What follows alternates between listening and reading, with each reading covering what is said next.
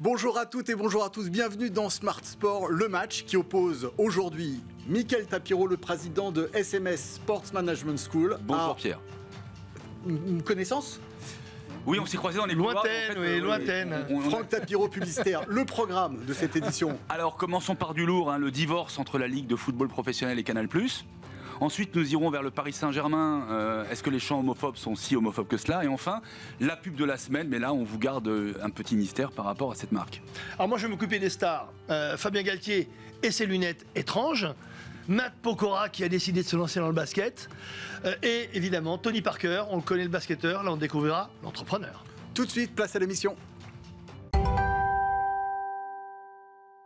Une première, c'est une vraie première qui fait trembler le PAF. Pour la première fois, Canal, cette semaine, a décidé de ne pas participer à l'appel d'offres de la Ligue 1 pour les éditions 24 à 29. Messieurs, pourquoi ? Alors, déjà, c'est un plat qui se mange froid, la vengeance, paraît-il. Il faut remonter à 2018 et à l'appel d'offres où Mediapro avait récupéré un maximum de suffrages en promettant un peu plus d'1 milliard. Je crois que c'était 1,15 milliard, c'est ça ?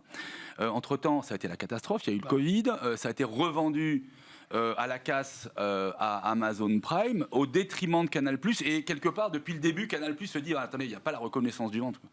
Il faut un peu de mémoire. C'est Canal+ qui a créé la Ligue 1 en 1984. Ça a été son produit d'appel.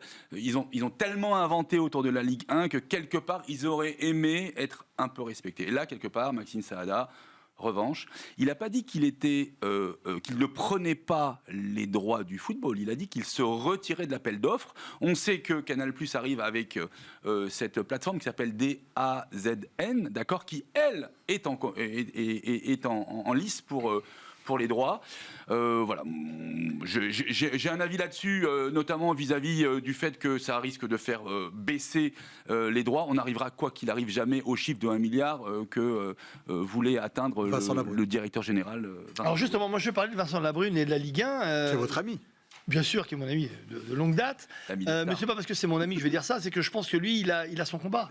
Et son combat, c'est de valoriser à juste titre la Ligue 1. Quand on voit la survalorisation... Mais ça peut être incantatoire, il peut le clamer, le réclamer, l'hurler et ne pas l'atteindre. Voilà, jusqu'à temps que quelqu'un mette le chèque. Ça fait déjà 2 fois qu'il ne l'atteint pas, ce milliard. Oui, mais vous savez, à un moment, la petite musique, une fois ça n'a pas marché, une deuxième fois, il espère que ça va marcher. Donc moi, je me mets à sa place. Et avec tout l'amour, je ne dis pas de l'amitié, mais l'amour que j'ai pour Canal+, je vais parler uniquement de la Ligue 1 et du rôle du patron de la Ligue, qui est Vincent Labrune.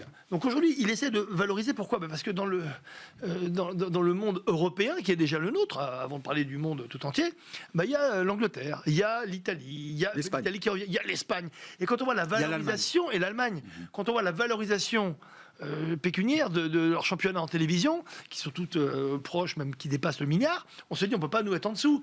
Quelque part, c'est une dévalorisation non seulement du jeu, des clubs et des joueurs, ce qui est complètement antinomique avec l'image de la France dans le monde, sa place à la FIFA, et l'image des joueurs français qui sont au plus haut, qui n'ont jamais été aussi haut dans l'histoire du football mondial. Donc, à l'exception de la scène européenne sur la Ligue des Champions, sur laquelle on franchit systématiquement jamais... Mais je parlais des joueurs, là je parle aussi des joueurs, mais le fait que si on dévalorise la Ligue 1, ce sera un ruissellement négatif pour tout le monde. Les clubs seront dévalorisés et les joueurs aussi.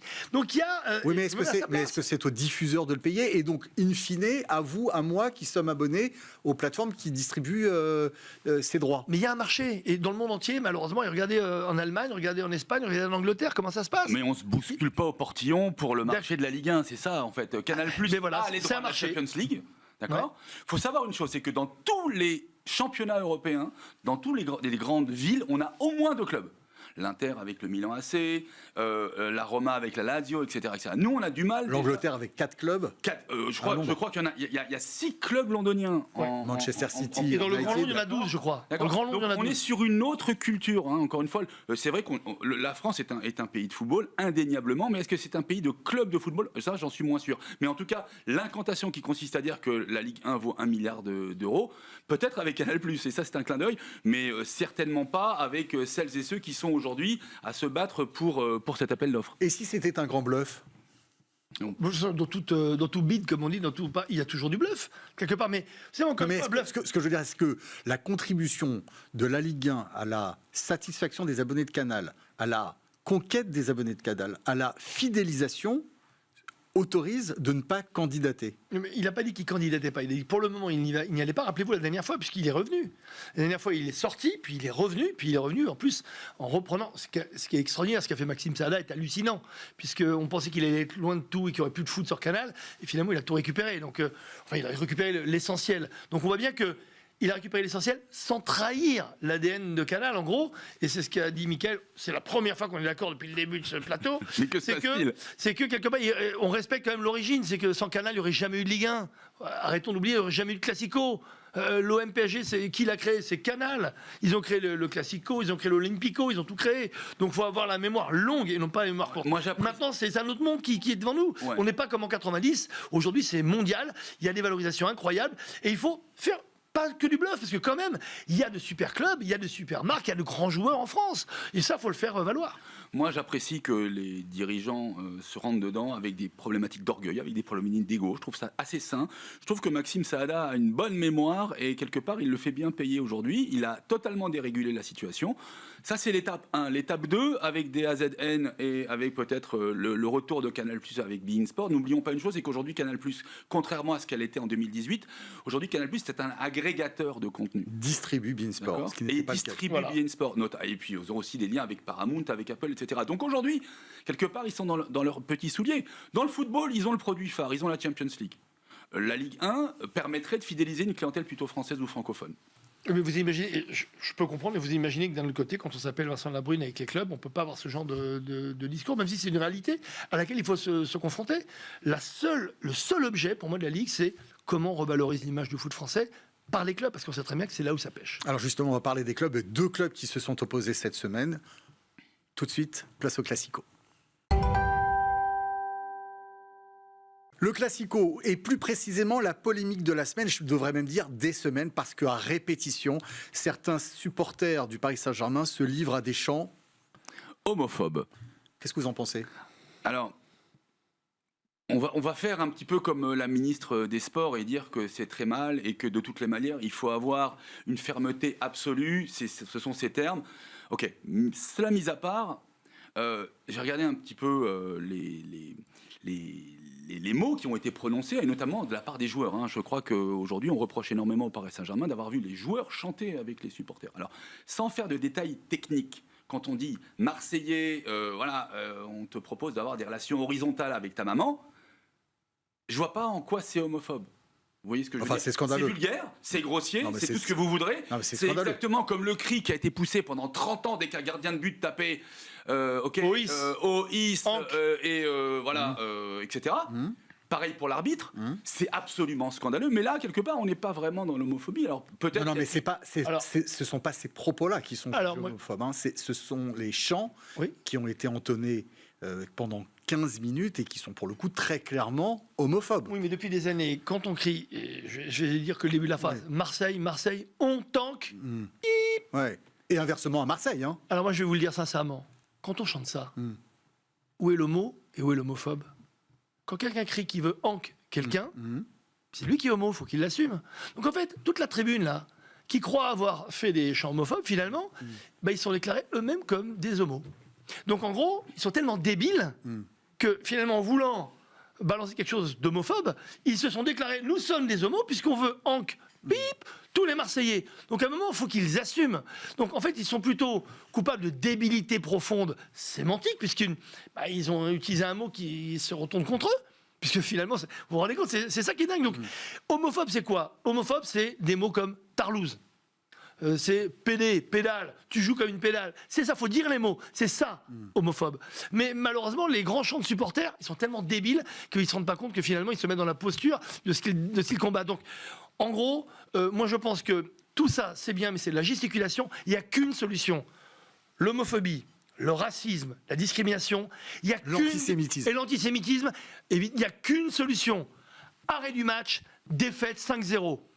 Et il n'y en a pas d'autres. À un moment, il faut arrêter avec les petites mesures. Il faut que ce soit pour tout le monde pareil, qu'on mette tout dans un paquet. Parce que c'est trop facile de dire. On va dire que l'homophobie, c'est pire que le racisme ou que l'antisémitisme. Exactement. C'est n'importe quoi. Ou que la gynophobie entre les femmes. On me parle de la gynophobie. Ça fait 4 ans. Faut arrêter. 4 ans qu'il n'y a pas eu de sanctions dans les stades français. Et depuis 4 ans, je pense que des noms d'oiseaux, on en a entendu. D'accord ? Alors, c'est très bien de prôner la fermeté absolue, mais il faut une certaine radicalité et des actes. Et les actes, encore une fois, dans un stade, les noms d'oiseaux, on peut les sanctionner, l'homophobie, on peut la sanctionner, mais il faut des actes, il faut des preuves. Et le Paris Saint-Germain là-dedans, parce qu'en réalité, à un moment, ils ont une responsabilité, ils les connaissent, ils sont identifiés, ils connaissent parfaitement où sont assis, où sont situés ces supporters qui, comme vous le dites, sont des dégénérés. Hypocrisie depuis des années. À l'époque, heureusement que Robin Leproux a été le preux, moi je l'appelais Robin Lepreux, a été le président le plus courageux de l'histoire. Pourquoi ?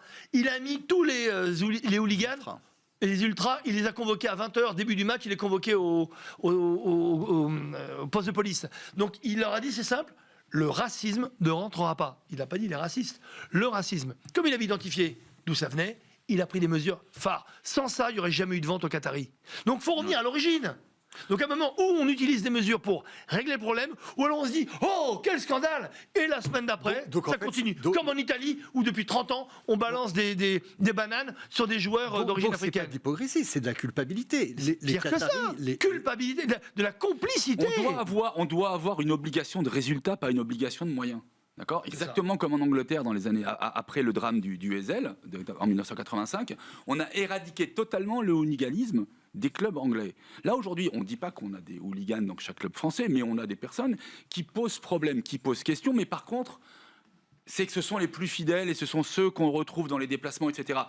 Il se trouve juste qu'il faut une tolérance zéro sur l'homophobie, sur la crétinerie, sur l'antisémitisme, sur le racisme. À partir du moment où on s'engage là-dessus, avec une obligation de résultat et pas de moyens, je pense que quelque part on pourra y arriver. Voilà pour la polémique de la semaine. Mondial de rugby, ça tombe bien, on va parler look, le look de la semaine. Il y a 2 stars qui émergent. Dupont, en ce moment c'est compliqué, et Fabien Galtier. Pourquoi Fabien Galtier ? Parce qu'il a de formidables lunettes de plongée. D'ailleurs, pourquoi vous enlevez les vôtres ? Vous êtes complexé ? Il a eu peur pour le chambre. Non, mais c'est vrai que les lunettes de plongée de Fabien Galtier défraient la chronique, parce que, moi je dirais, pourquoi ? Pourquoi des lunettes comme ça ? Et à la fois, quand on connaît un peu Fabien Galtier, qui est un mec adorable et très intelligent, il a voulu déporter l'attention. Et je pense qu'il a porté des lunettes que lui seul au monde peut porter pour qu'on parle de ses lunettes et pas de lui. C'est très malin. En tout cas, formidable coup de projecteur sur l'entreprise Demetz. D'ailleurs, avec nous, son président. Bonjour, Gilles Demetz. Bonjour, enchanté. Bonjour. Racontez-nous un petit peu ce partenariat qui d'ailleurs n'est même pas contractuel avec Fabien Galtier. Non, il n'est pas contractuel, effectivement. Alors ça a commencé, moi je me suis aperçu que Fabien Galtier, dans les médias, avait nos lunettes. Donc on a vite essayé de prendre contact avec lui par Insta, et puis on s'est donc du coup aperçu qu'il avait été chercher une paire de lunettes chez un opticien à Toulon, en lui demandant une paire de lunettes très résistantes, parce que il était très embêté de casser à peu près une dizaine de paires par an. Donc l'opticien lui a vendu une autre paire de lunettes qui s'appelle la Rose 21. Et depuis combien ont été vendus d'exemplaires de ce modèle ? Combien ont été vendus, je ne peux pas vous dire exactement, mais je pense que ça doit être à peu près dans les 5-6 000 depuis, mais depuis à peu près 3 ans maintenant.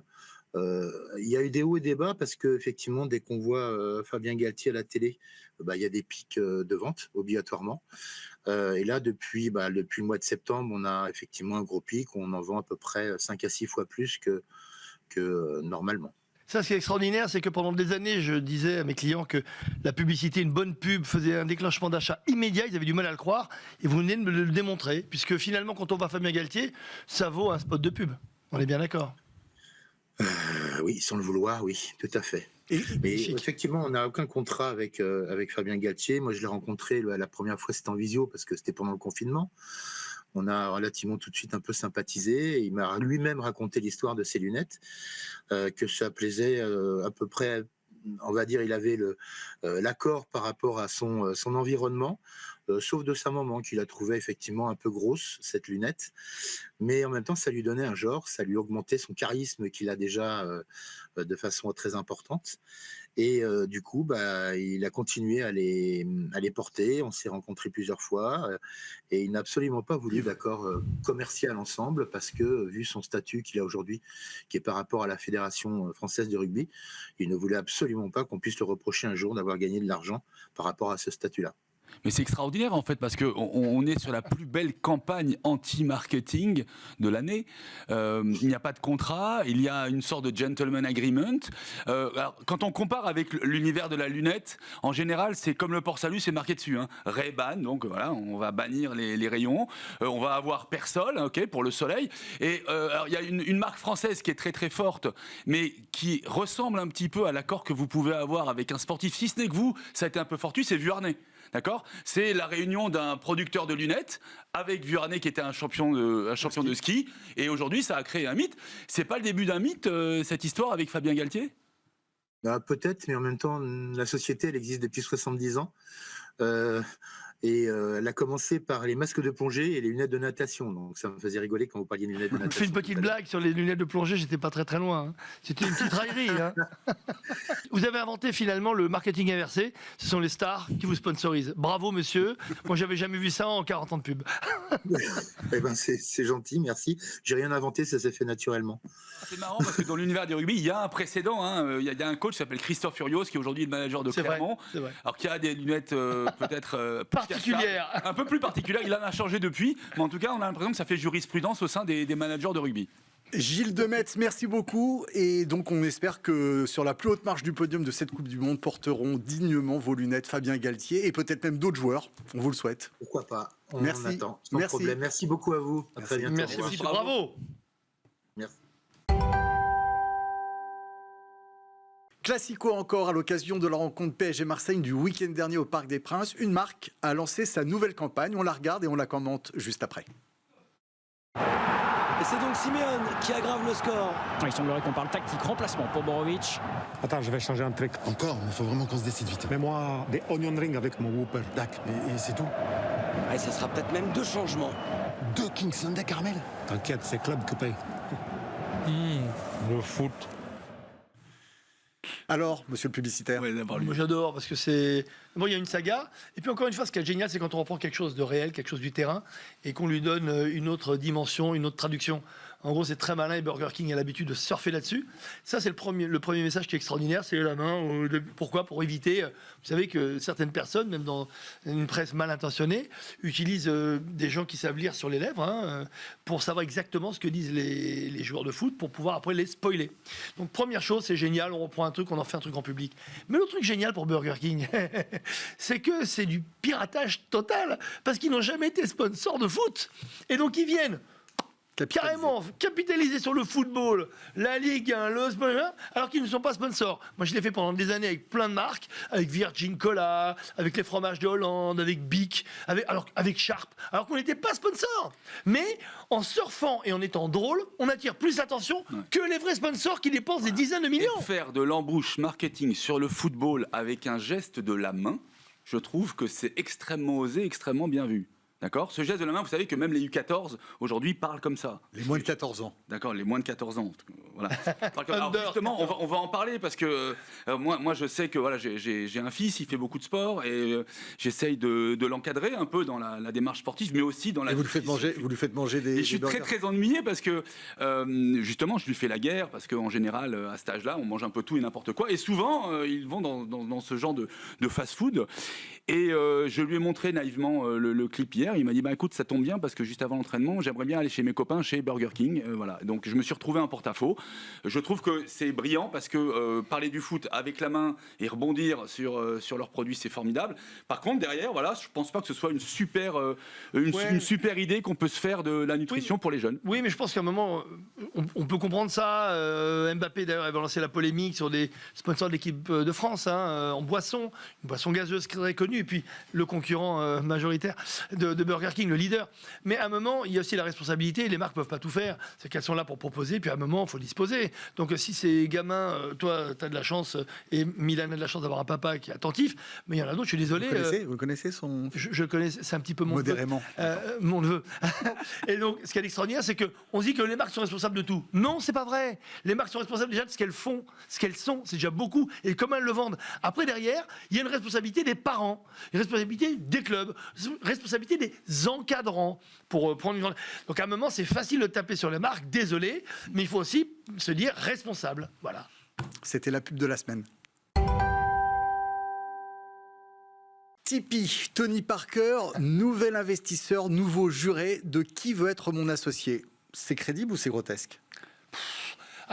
J'entends déjà, après je vais le laisser parler, j'entends déjà des gens dire oui, parce qu'ils ont été un grand numéro 9, en l'occurrence, un grand meneur de jeu en NBA, monsieur est omniscient, et il sera forcément un bon entrepreneur. On les condamne à l'avance. Ok, les grands champions n'ont pas forcément tous réussi dans l'entrepreneuriat, mais moi j'aime bien aussi parler de Blaise Matuidi, qui est un grand investisseur, ou d'autres qui réussissent, et il faut arrêter un peu de cataloguer les sportifs comme ouais, c'est parce qu'il a de l'argent, il se permet de tout faire, etc. Et donc évidemment, il va se planter. Il se prend pour un multi-entrepreneur. Et en fait, il va se ramasser. Laissons-leur la possibilité d'abord de faire comme sur un terrain, de se planter et de rebondir. Et peut-être de réussir. On lui souhaite évidemment le plus grand succès. Ça a été un joueur formidable. C'est quelqu'un qui a été modelé au moule américain, d'accord, avec de très très bons exemples. On l'a vu, hein, notamment avec Michael Jordan, qui a créé un empire avec Nike, mais qui reste dans l'univers du sport et dans l'univers du basket. Ok. Attention, loin de moi l'idée de dire qu'ils n'ont pas d'attrait ou de potentialité à travailler ailleurs. Mais c'est vrai que, notamment, on a vu passer ce projet immobilier, cet énorme projet dans le Vercors, avec une station de ski, 600 lits, etc. etc. Et là, on s'interroge parce que depuis pas mal d'années maintenant, on nous parle du réchauffement climatique et on sait très bien qu'il n'y a plus de neige. On sait très bien que depuis 6 ans, on est passé de 18 jours d'enneigement à 10 jours d'enneigement. Et en plus, là, je peux en parler parce que c'est près de Villard-de-Lans. Ça a été notre première colo quand on avait 5 et 7 ans. Et sincèrement, il n'y a que des plats, il n'y a pas de montagne. Je suis désolé. Alors, on peut faire, ou comme la Doxa aujourd'hui, tout ce qui rencontrerait, bien entendu, un obstacle sur le climat, sur l'environnement. Oh là là, il faut le bannir. Mais moi, je vois aussi l'autre côté de la barrière, c'est que l'immobilier, il y a une crise de l'immobilier en France.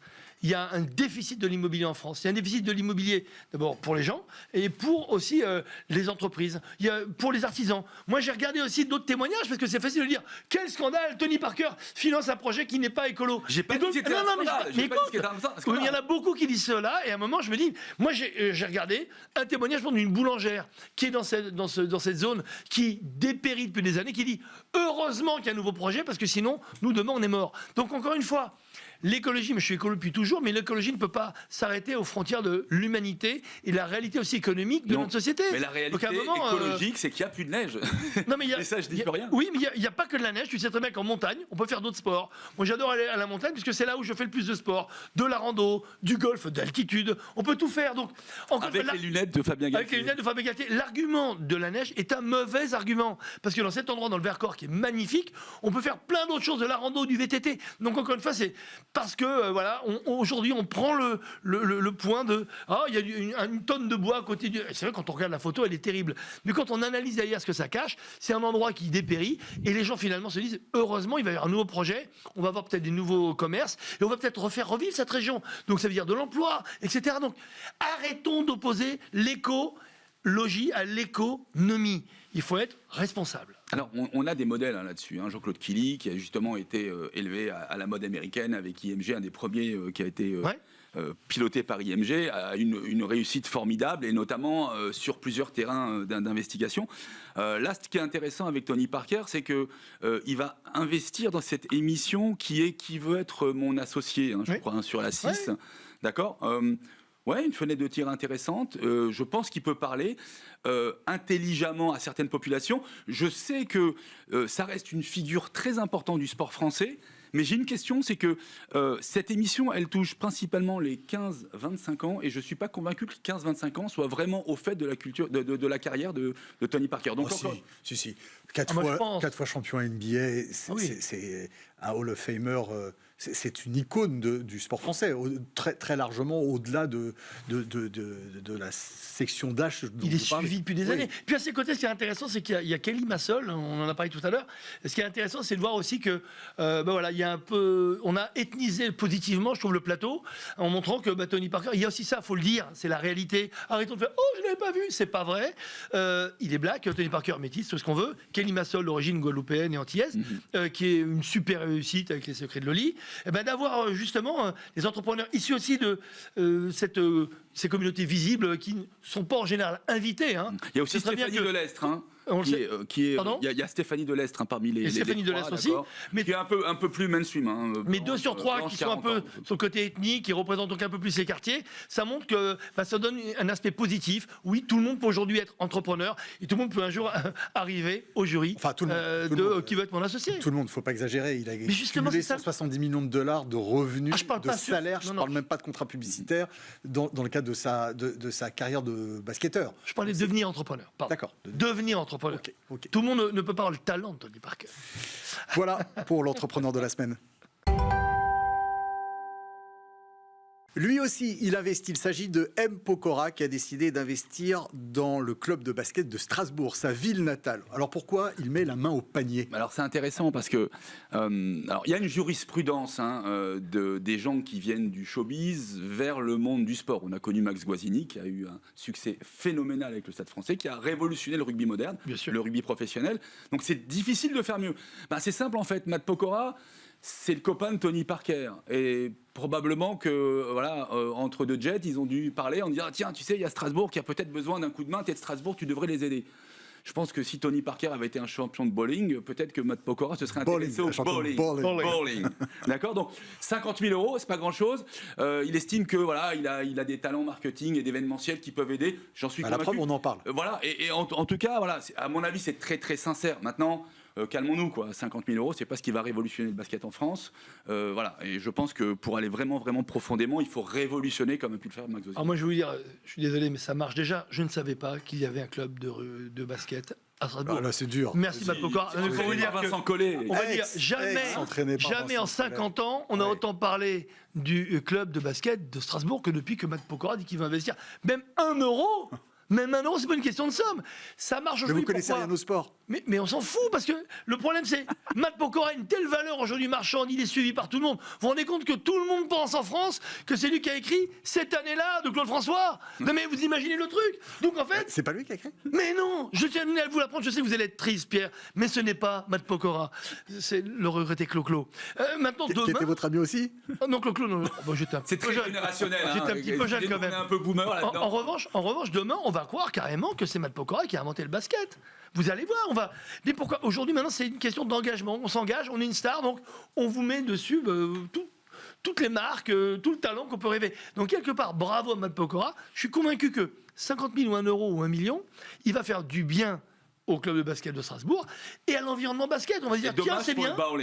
C'est dommage pour le bowling. Donc ça veut dire demain, à tous les sports, mais ça depuis des années, on dit, c'est vrai que si vous pouvez vous entourer de stars qui vous sortent de votre domaine de compétences, mais qui font parler de vous, prenez-le. On ne fait pas assez de sport en France. Contrairement à ce qu'on dit, la France est un pays de génie sportif. Ce n'est pas un pays sportif.